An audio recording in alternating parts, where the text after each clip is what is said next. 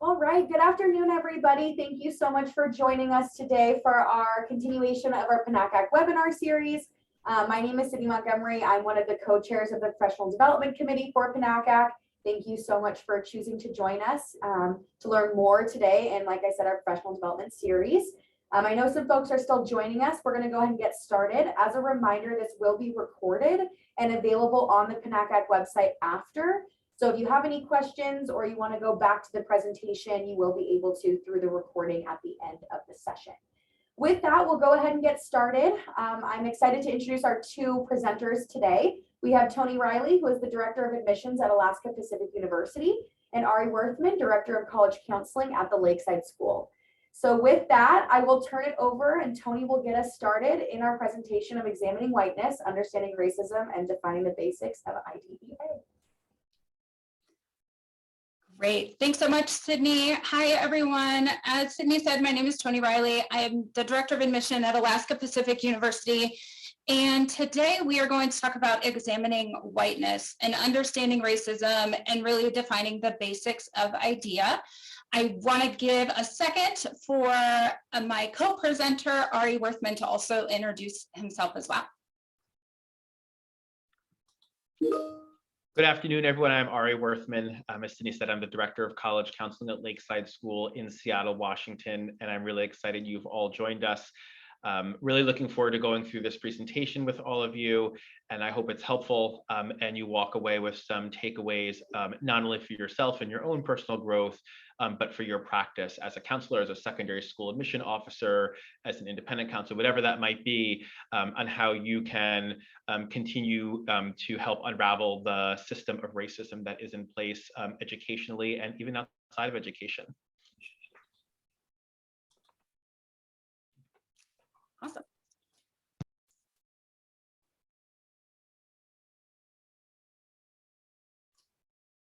All right. So we will go ahead and get started. So first, we just want to start with a framework and what we're doing here.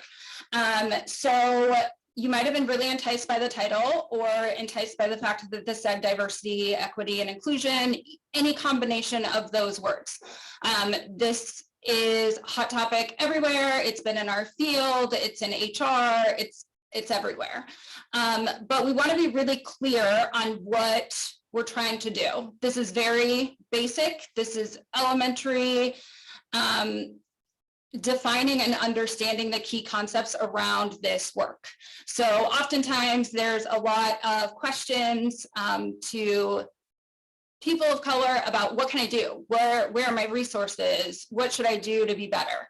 So this is part of what we hope to be a much longer series of that, but this is very basic, foundational, going through it. And really a lot of it is going to be on self-reflection and your own social identity and the way that these concepts influence your own life so that you begin to recognize them and then can also just become more aware of it in your own life. So really engage in your personal awareness and social identity and how this impacts you and ultimately our work. And then the action plan. So start to develop an action plan with your colleagues and with us as we talk through some scenarios on cultural awareness, implicit biases, and again, how we can enhance what we're already doing in our profession and have more diversity, equity, and inclusion in all aspects of that. So we're going to start with a very fun video. I know that everyone's over Zoom and they're zoomed out. So Ari, we can go ahead and get this going. And Toni, you're still seeing the screen, correct? I want to make sure everyone's seeing. Okay, give me 1 second, make sure the sound is working, and here we go.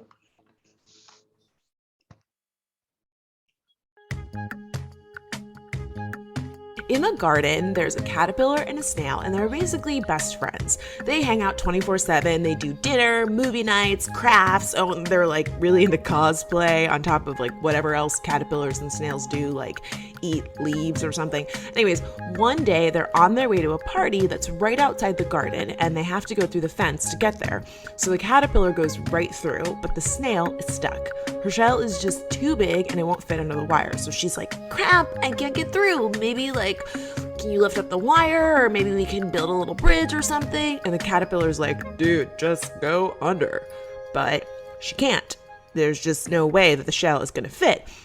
And the caterpillar's like, go under, come on, we're gonna be late and I'm trying to hook up with that super cute ladybug. But it's not happening. The shell will not fit under the wire. And at this point, Snail's getting kind of frustrated because it's not like she doesn't want to go to the party, but for some reason, Caterpillar just isn't getting it. Yeah, it's not that easy for me. I just can't crawl under the fence like you can, so I would really appreciate your help here. Maybe we can go a different way, and this just sets the caterpillar off. What the heck? Just because I can crawl under stuff doesn't mean that I have it easy. Do you even know what it's like to have 16 feet? You don't, because finding shoes is a complete nightmare. Whoa. I'm not saying you have it easy. I'm just saying I can't go under the fence because of my shell. That's it. I have a shell and you don't. And there's some stuff that's easier for you that's harder for me. Just like I don't know jack about finding shoes because I don't have feet. Caterpillar thinks about this for a second and realizes the snail is right. I mean, he's never had to think about shells or slimy trails, and that's a privilege that the snail has never had because she has to think about that stuff all the time. That's part of being a snail. And it's kind of like that for everyone, right? I mean, we all have our own struggles and challenges, and some of them are small and some of them are huge and really unfair and beyond our control. And a lot of the time, it can be hard to see what someone else deals with because you've never been in their shoes or shell. Maybe you're gay or trans, have a disability or different religion, or of course the obvious one, you're a member of a different race. I don't know what it's like to be you, and you don't know what it's like to be me. So it's really important to stop and try and see the other side so we can help each other overcome those obstacles together. It's like sometimes you're the snail and sometimes you're the caterpillar. Oh yeah, okay, so then the snail and the caterpillar figured out that if they went to the other side of the garden, they could get through a little break in the fence. And while it took a little longer to get to the party, they did the trip together, which is what made it so great. So they got to the party, the caterpillar hooked up with the ladybug, snail taught everyone how to do the wobble, and the party was everything. The end. This video was illustrated by the very talented and lovely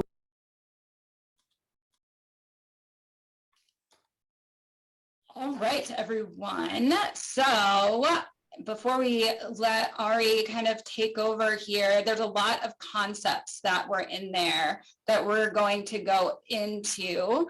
But the main thing that we want to remind you of are the differences. And also something that is said in this video is that there are always going to be things that you've never experienced. So sometimes you're not going to be able to see it from someone else's perspective until you've been exposed to those people or learned about their challenges. So again, it's okay. But at the same time, we're just here to learn. It's okay to ask the questions. Thanks, Toni. And I think as we continue through this presentation, what you saw in that cartoon will become even more relevant and it will become even clearer why we included that video. So for those of you who don't know me, and it might be evident from my appearance, I am white, and I grew up in northern New Jersey in a white family. I actually grew up in a town that was relatively racially diverse, but it took me, and I went to a high school that was a minority majority high school, but always thinking that I understood diversity, equity, and inclusion, but still didn't realize that even in that context, I was still part of and a product of predominant white culture. And we'll talk a little bit about what that means and all the ways of thinking that come along with that. I've always considered myself an ally in fighting racism and in fighting all systems of oppression. It's only really been for me the past couple of years where I really feel like I've come to understand better what that means and what actually systems of oppression are. And what was challenging for me earlier on in my journey of understanding racism and becoming and establishing myself as an ally was that I didn't actually really understand how racism operates. And there were certain terms that I was familiar with, and I think certain terms that have a place in the dominant white culture, and then other terms that don't. So this might seem a little elementary to some people, but it wasn't to me when I first heard it, which is why we're going through this right now. Prejudice, discrimination versus oppression. What are all those terms, and how does that relate to racism? And they're all distinctly different. They're connected, but distinctly different. So simplest way to think about it, prejudice are the things that go on in our head. There are the biases that we think. We all have them. We are socialized to have them. No one is free of them.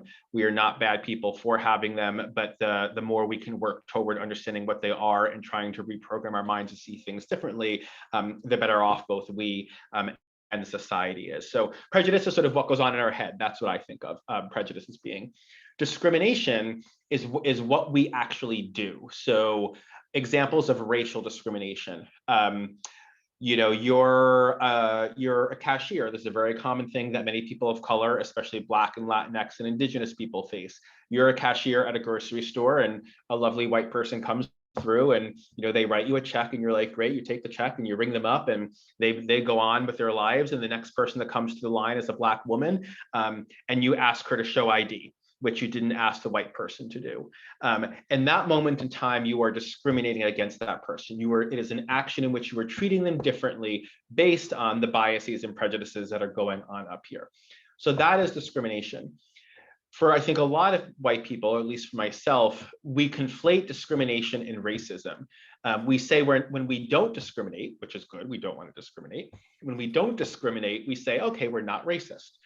But in fact, what we're just doing is we're not racially discriminating. Racism is a different level. And so what is racism exactly? Racism is when prejudice, discrimination, and power and oppression all basically intersect and come together. Racism is when acts of discrimination and prejudice become part of the everyday fabric, whether it's law, whether it's culture, whether it's traditions. When those things become institutionalized and part of systems of everyday life, that they become normal, and those systems prioritize whiteness over non-whiteness. So a simplest way to think about racism, which is going to be on this next slide. Racism in the United States is what is white racial and cultural prejudice and discrimination supported intentionally or unintentionally, which is really key, by institutional power and authority, and used to the advantage of whites and disadvantage of people of color.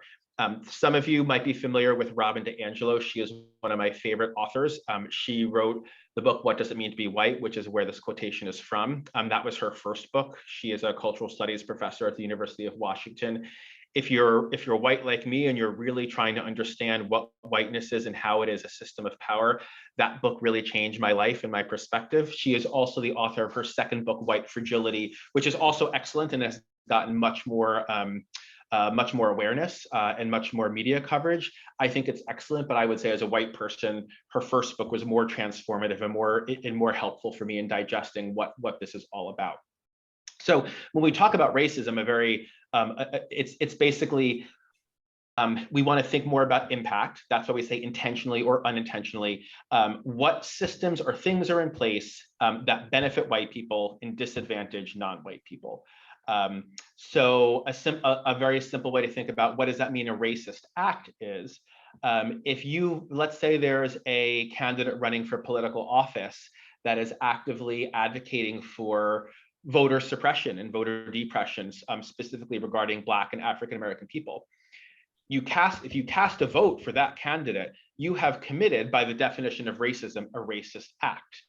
You have committed an act that is supporting or advocating for the system that prioritizes white people at the expense of non-white people. So it's not always about, again, did I treat a Black person the same as I did a white person? It's focusing more on systems. And so as we begin to expand our repertoire and think about how can we implement change both personally and professionally, we want to think, yes, about how we discriminate at times and what are our prejudices, but we also want to think about how we interact with the various systems around us and what we might be doing. And as a white person, I know I still do it all the time. What are the things we're doing that maybe we're not even aware of that are perpetuating systems that prioritize white people at the expense of non-white people. So anytime you have a system in place where one group of people is at the top and everyone else is below them, what happens is for that group of people, their values and their mores and their way of seeing the world becomes not only the dominant culture, but it becomes what is considered normative. Most people, and again, this was a journey for me up in, probably I didn't realize till 10 years ago, I never thought of myself as being part of a culture or a white culture. To me, the things, for example, about decorum and how loudly I talked and how boisterous I was and a ton of other things, these are just things that I was taught were normal and you did them and that they were right. And if you didn't do them, they were wrong. But as I've gotten older and come to and had more experience and done a lot more reading and reflecting, come to really see that a lot of the things that are my own values or my own practices that I see as normal ways of engaging the world are just one way of engaging the world, one set of values, one set of practices that are very reflective of white culture, which in the US is the dominant culture. So what you're seeing on your screen are some of the many characteristics, and there are many more, of dominant white culture. So for example, what are some things about dominant white culture? We tend to be very emotionally restrained. The example I like to give is, as I mentioned, I grew up in a minority majority town, Teaneck, New Jersey. 2/3 of my high school was Black when graduating. And so when you went to different graduations, I'm thinking of my sister's junior high graduation, you had about 1/3 of the people who were white and about 2/3 who were Black. And when the white people, when our relatives came across the stage, you do what white people do, is we sat in the corner, we very politely, just sort of very quietly clapped like this, and because you don't make a big scene, and you restrain yourself emotionally. And then there would be some other people, and I remember particularly sometimes Black students, and they would walk across the stage and their families would cheer loudly for them and clap, and there'd even be a bullhorn. And I remember my mother leaning over to me and saying, it's like, don't these people have any decorum? Like, what's wrong with them? And I thinking like, yeah, she's right. What is wrong with them? But now that I'm older, so what was wrong that they were excited that their child was graduating junior high school and they cheered really loudly? They didn't cheer on top of someone else walking across the stage. They weren't disrupting the ceremony. What was happening was I was imposing my value system or my way of seeing the world, my white way of seeing the world, onto a different set of values and a different set of practices. But these were things I once saw as normal. Many things that tend to come across in white culture, we tend to be very obsessed with youth. As we all see how we treat our elderly in our country, and in so many other countries and cultures and races, the elderly are revered. In white culture, we're all trying to look younger and be younger. We tend to see things in binaries, especially around race. We see things as right and wrong. And as we begin to engage this work, especially if you're new to this work, I would encourage you to, as we think about what is racist, what act isn't racist, what words are racist, what words aren't. This is not, racist does not equal bad, and non-racist doesn't equal good. Racism is all around us, and we're trying to deconstruct it. So when we identify either on our own, or if a friend or a colleague says to you, hey, that thing you said or you did, it really was sort of racist, we need to break free from like, oh my God, I'm a bad person as a result. There are actions and there are words, and those things we can change. But no one is no one is all bad and no one is all good. So we need to break away from it's all good or it's all bad. And if you really think as well about the way in which democracy was founded in this country and in many places around the world, you can even make the argument that democracy and the concept of democracy is very much a product of white culture. Because what is the premise behind democracy is serving the majority. Well, our country is drastically changing, but if you think about when our country was founded, and who our countries continually serve, the majority has been white people. And so if the majority rules, well, you have a system in place. If it's really all about the majority, you have a system in place that prioritizes white people. And that in itself can be called an act of racism. Again, this is not good or bad, not saying democracy is good or bad, not saying our country is good or bad. I'm just saying it is what it is. So it's important as we begin to evaluate different frameworks and engage with different people that we understand our own culture, and that we see it as culture, not just as a set of norms.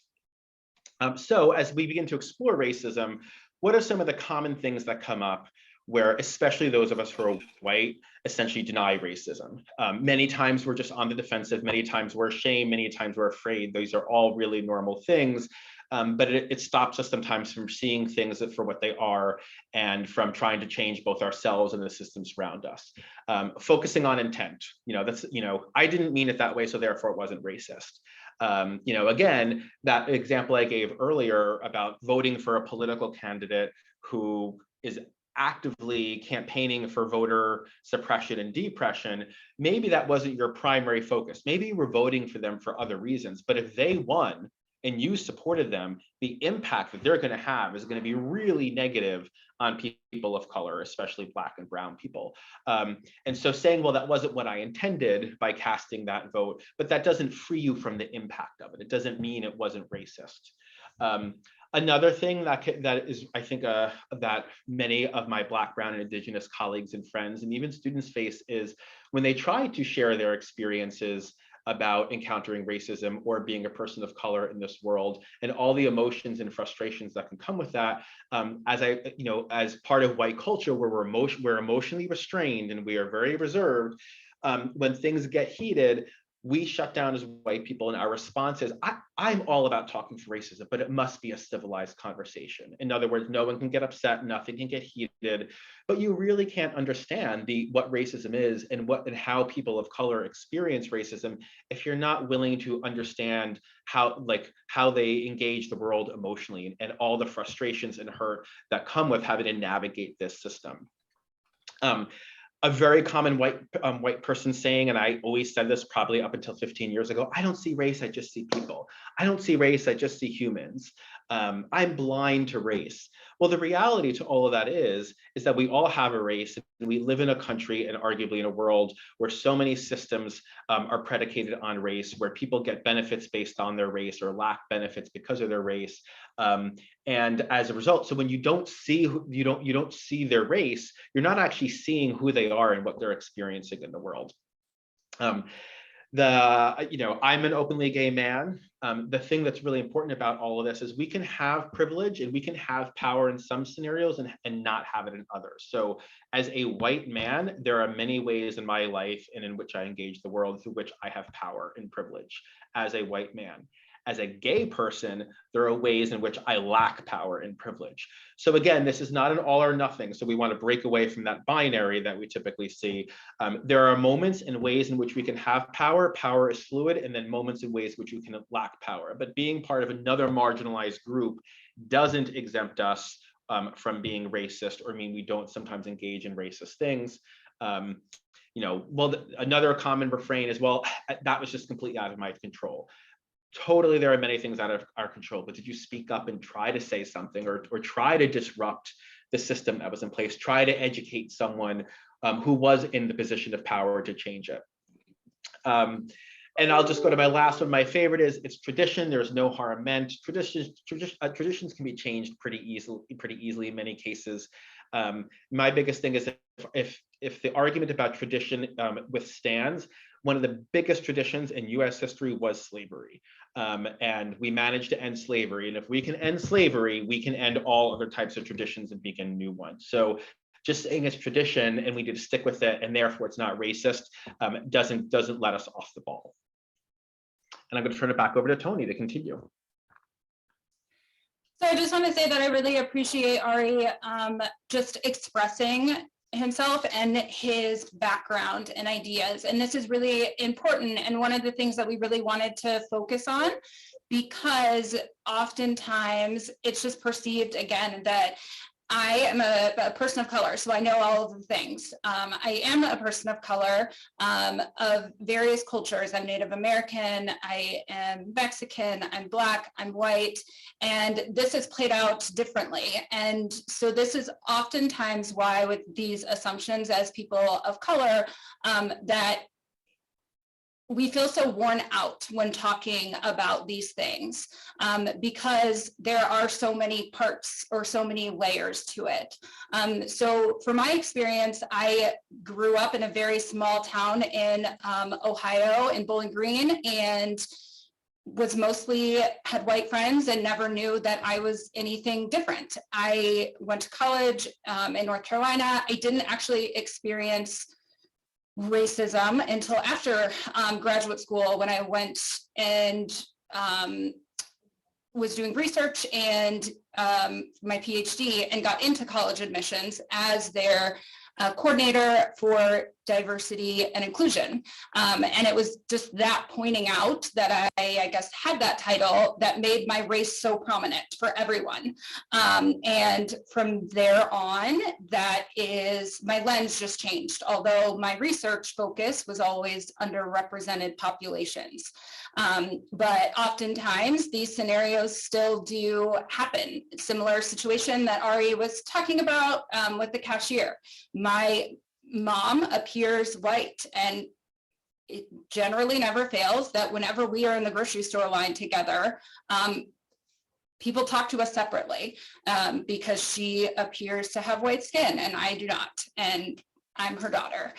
So there are little things like that, but also in my own experience, I of course saw my father as a Black man go through racist or talk about racist situations all the time growing up. And while I knew that that was happening, it's completely different when it happens to you and you have an understanding of it. So that is why we want to just express, it's okay. You're not going to do everything correctly. There are things on that previous slide that I can tell you I grew up saying, like, I don't see color, because that was what at the time, how I was taught and what my parents knew were best.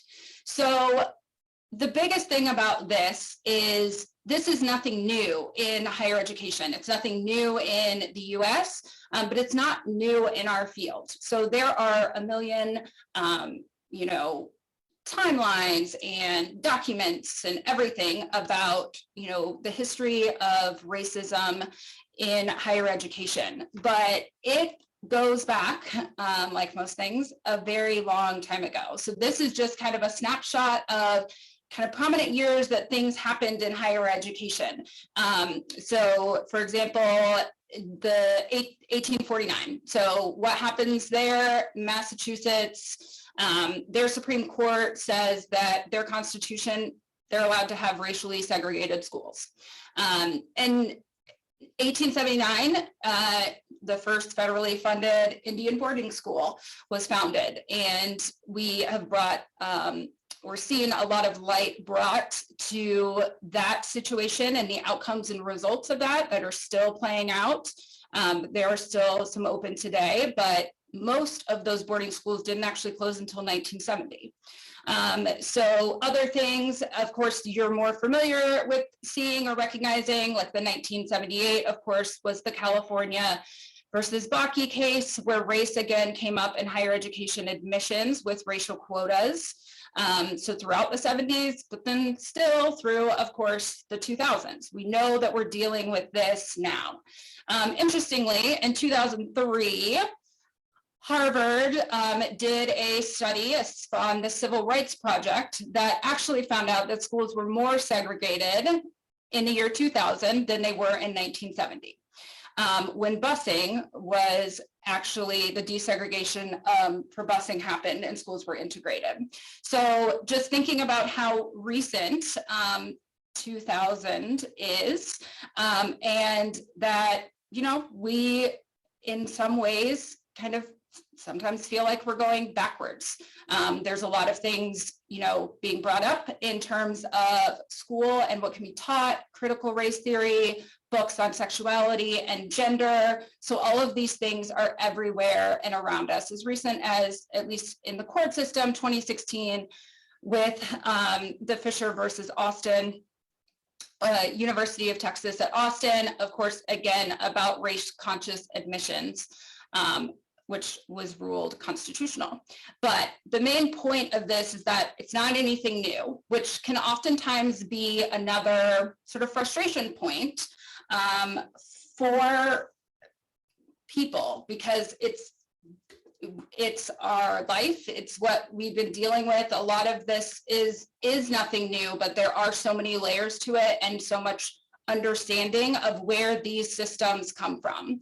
And like Ari was saying, this is where kind of privilege and oppression ultimately can lead to racism. A certain group has to have enough power to put these policies and practices, procedures into place. And it's undoing them. You can look at our government. It's the undoing them that often takes the longest, or something's passed, the next administration it's taken back, and so we're just going in a lot of circles.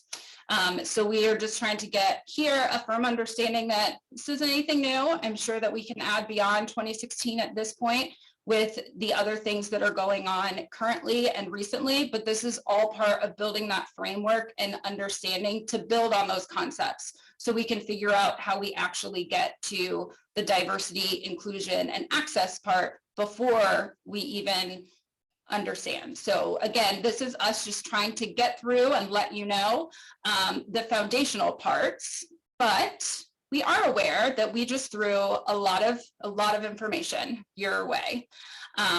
We gave you some terms, we gave you a fun Caterpillar video and some of our background and our experiences, but we do just want to give a moment of self-reflection and sharing. If anyone is comfortable, just in the chat, which now I'm wondering if that can actually be used, Sydney. Yes, it can. Okay, so if you feel comfortable, thank you. On the chat, just how are you feeling after all this? Are you feeling overwhelmed? Are you feeling like, oh, I just learned all these things and this is great? You're feeling empowered. Or you just are. So we just want to take a moment to give you some time for self-reflection before we kind of move on to this moving past the racism part, ideally, and getting to more of that diversity, inclusion, and belonging.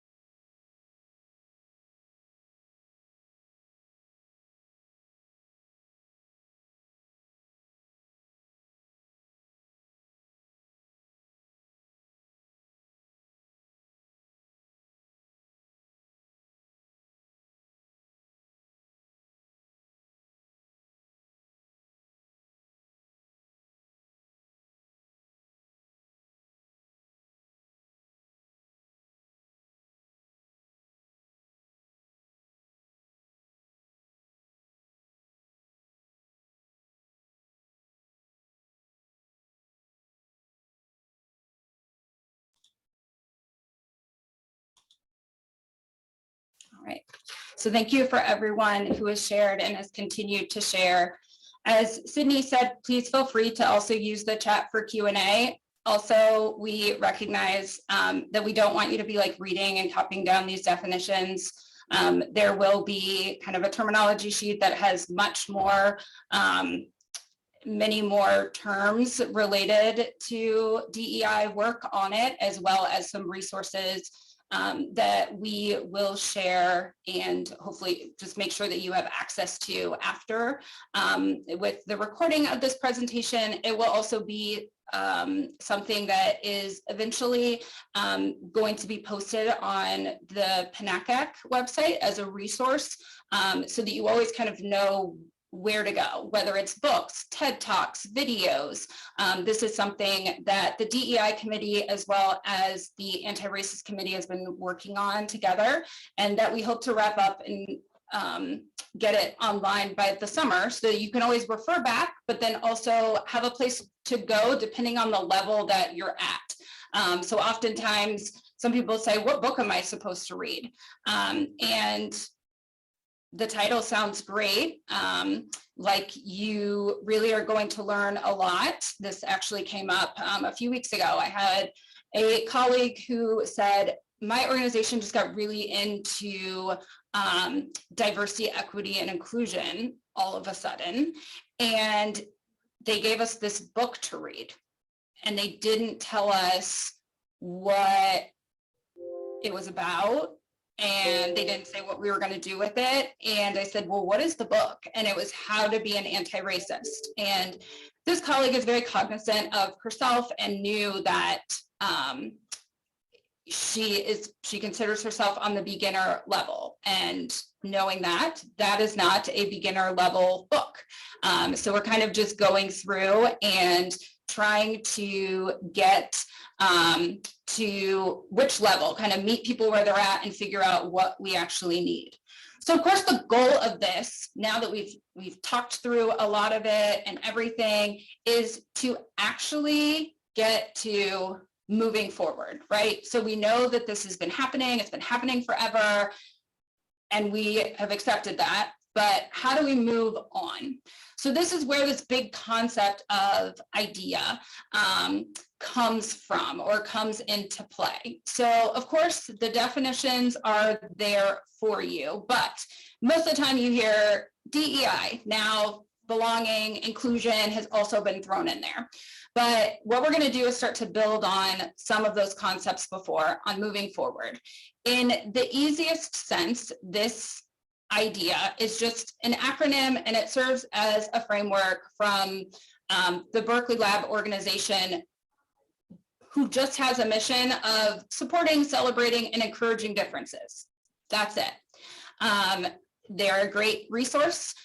Again, the definitions, formal definitions, are there for you, but in the easiest sense, what is IDEA? So inclusion, diversity, equity, and accountability.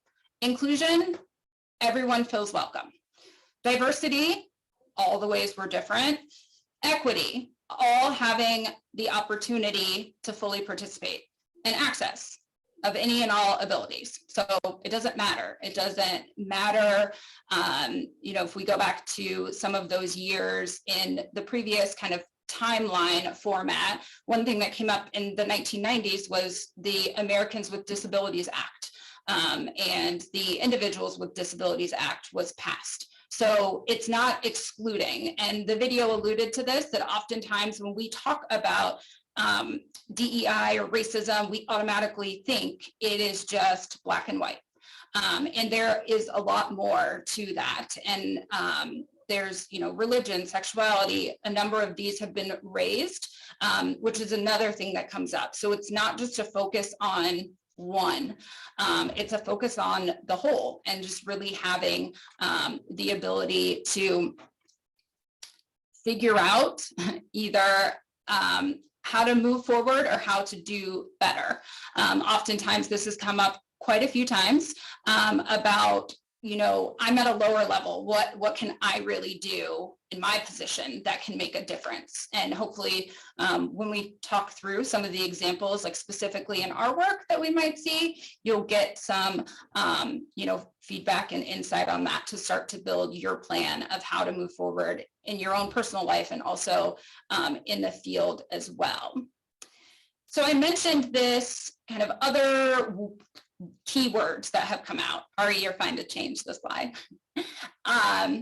And one of them in particular that's right in the middle is belonging. So it's just a human, it's kind of going back to that, it's okay, which I think all of us need to hear right now in the last 2 years, what we've been dealing with. It's okay, or it's going to be okay. Everyone is really trying to just get to the belonging part in the middle. So we have, diversity, equity, and inclusion. And then the overlapping thing to all of this is just, you want to feel, welcome, just like some of the definitions alluded to, and just be there. So you can't do one of these without the other. A lot of work initially began in college admissions around diversity recruitment, diversity positions and programs and fly-ins. And I will tell you that myself and a number of people at this point have avoided job titles with diversity in them because it can't just be diversity, especially when we're talking about college costs and tuition. There are other parts to this that you can't dismiss. So you can't do one without the other. Some of these things around equity and equality are what we hope to expand on in later sessions. But again, just the converging of these all together is really important. And we just were wanting you to see this all together as one.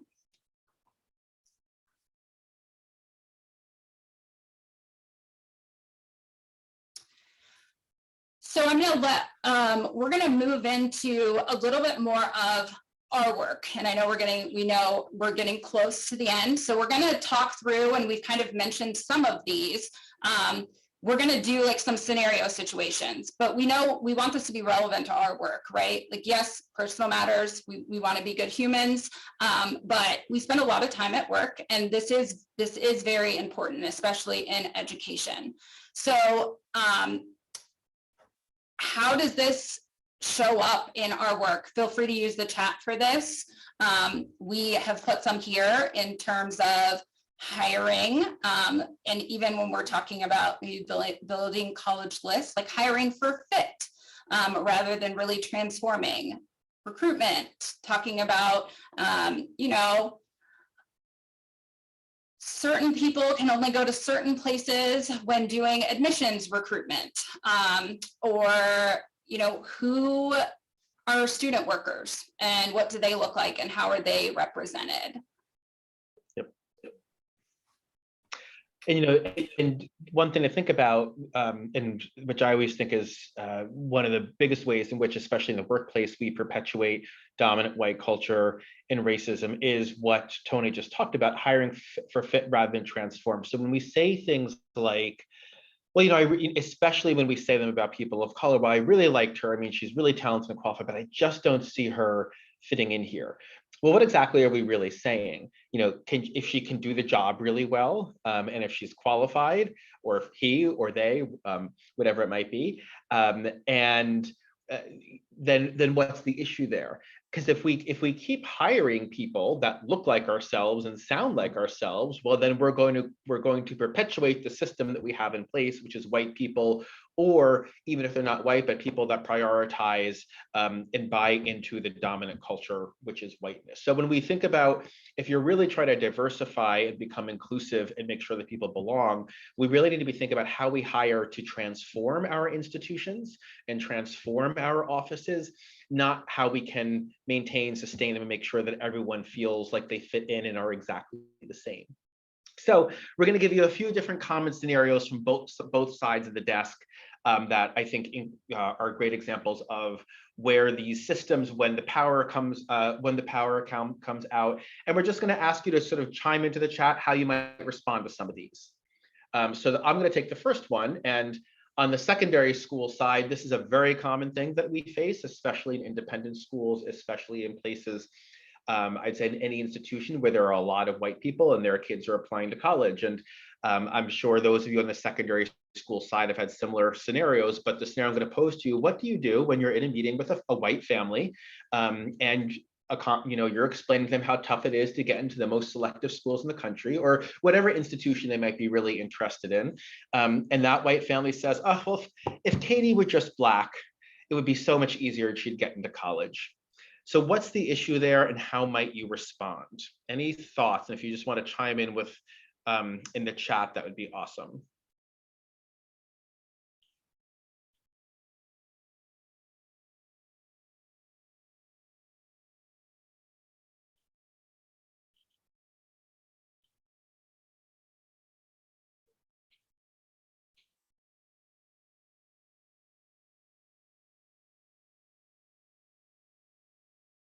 going to give it one more minute because I know this isn't necessarily the fastest thing to type up, but if you have suggestions, otherwise I can certainly share suggestions about how I have handled it or how you might think about handling it.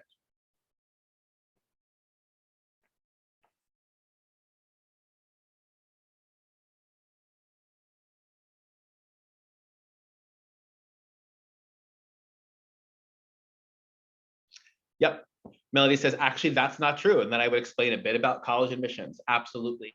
You know, I think if you really look, for example, over the current system of admissions, when we think about what are institutional priorities at most places, outside of underrepresented students of color, recruited athletes, legacy students, development cases, you all could insert the other categories of preference there. So most people in those other categories of preference are white, and most hooks actually do benefit white people. And so as Melody said, explaining it's not true. Many different approaches if you have the time and you can actually say, hey, you want to know what? Let's have a conversation about this and let's actually talk a little bit about who the system really benefits, like Melody says. Awesome. Cheryl's saying, like, ask them, what do they mean? And sort of asking like you genuinely don't know. That's another great approach, because especially if you're crunched for time, sometimes every single time you encounter a racist comment or a comment that supports a dominant narrative, and I think we can argue there's a dominant narrative right now, and we're seeing it with the attacks on affirmative action that Black, Brown, and Indigenous people have an easier time getting into college or are advantaged in the college process. Sometimes you can't always sit down and have an educational conversation at that moment in time, but what we want to do, especially if we're white, is we want to disrupt that thinking, and we want to disrupt that white solidarity. So doing as Cheryl said, and even just saying, well, I don't really know what you mean, can you explain? Suggest right in that moment, you're not on that page with them, that solidarity of like, oh yeah, we're white, we're disadvantaged. I don't think like that. That's another great way. You know, and I would also say the way I've learned to handle it, it took me a couple of years to get there. Usually families will do something when they're in my office. They'll usually almost try to pose it as a joke.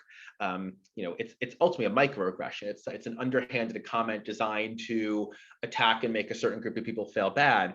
But they'll usually just like, gosh, it would just be so much easier if Katie were Black. And I'll sort of laugh along with them. They're like, oh my God, yes, I mean, but gosh, a lifetime of discrimination just sounds so hard to me.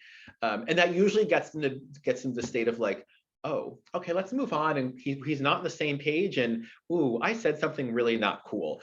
So again, I think if you, as Melody said, if you can educate, that is awesome. But if you can't educate, just disrupting in that moment is enough to at least get them thinking and make it clear you are not on that same page with them. And I will turn it over to you, Toni, to do the next one. Absolutely. So that's not my job. So you might have heard this on both ends. An example would be you have a person who is the designated admissions diversity counselor. So every other event that your admissions team puts on, it's all hands on deck. But when events happen that are specific to diversity recruitment, so say a fly-in program, and not all staff is required to be there. And you kind of ask why, like why is it different? And this was a personal experience for me, like why isn't everybody here? And they say, well, that's not my job. That's your job. So there are, like I said, a lot of ways that we might deal with this. We can hear it from our coworkers, but we can also sometimes hear it from our student workers. But generally, there is this kind of, also it's a huge place that I see this with international students or sometimes transfer students. There's these certain words that people are like, oh no, I can't deal with that group of students. So that's not my job. How has anyone handled this? Similar to Ari, it takes a few years to get there because this was not my kind of expression when I first started, but really just kind of calling people out is kind of where I got to. So initially the response was more, oh, well, the events are smaller. The events are smaller than our big campus open houses, so not everyone has to be there. And after a while, it's like, well, you can start to ask more questions, similar to what Cheryl mentioned in the other situations. Like, well, what do you mean? Well, isn't diversity and inclusion or diversity recruitment a priority in our office? Or wouldn't, giving others the experience to interact with this group of students maybe make them feel more comfortable, so that when it comes to even recruitment territories, which is something that has come up, your diversity counselor is not the only person that is going to public schools, for example, to visit, or they're not the one person that can't go to, New York or something like that. There's, that the group of students that are there, this one, we can't send a Black person there, or whatever, it might be. So that's not my job. I'm sure that a lot of you have heard this before, so please feel free to use the chat. We know we're getting close to time, and so I want to give some time for the next scenario to be our last one.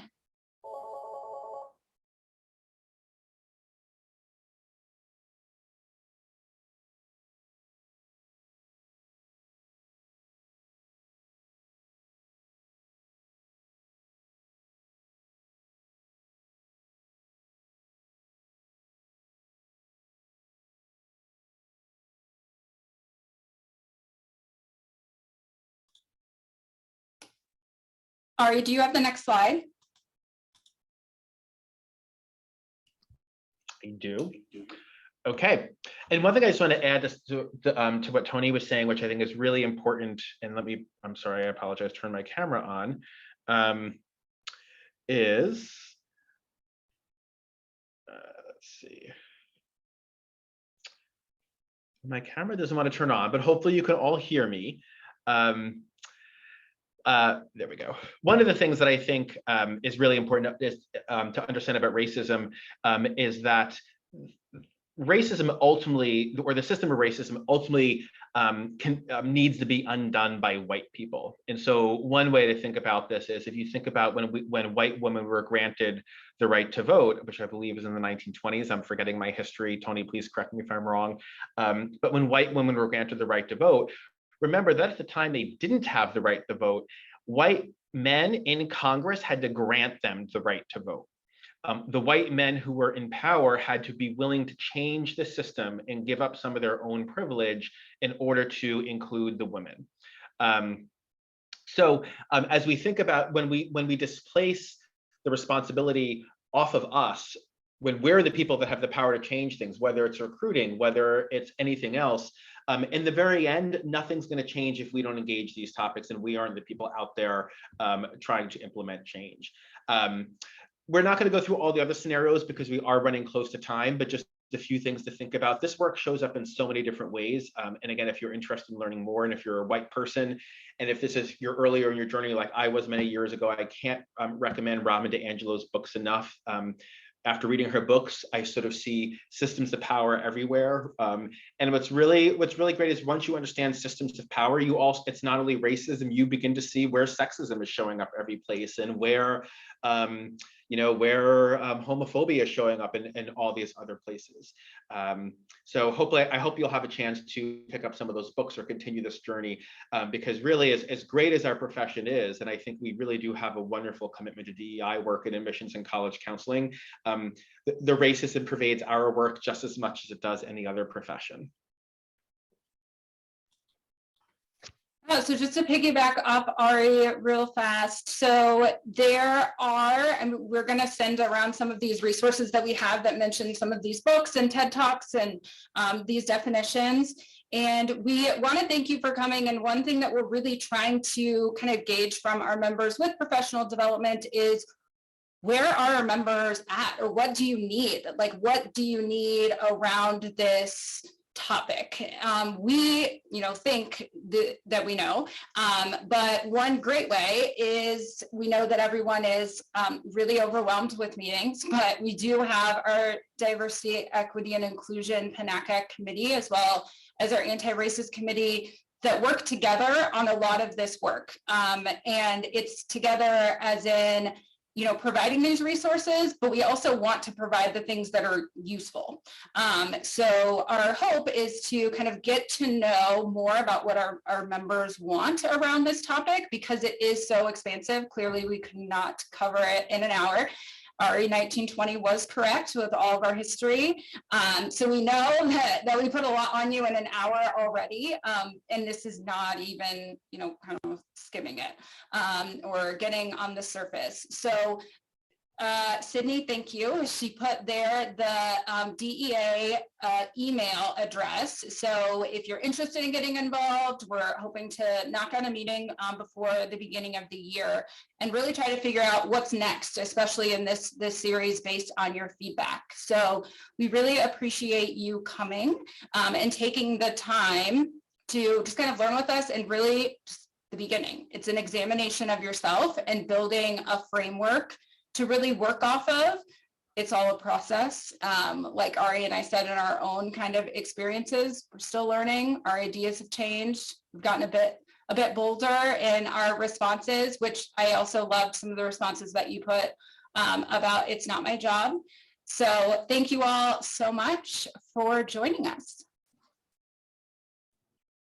Thank you again, Ari and Toni, so much for sharing your expertise and your knowledge and your passion for the topic. And just taking the time, because we know that there's never enough time.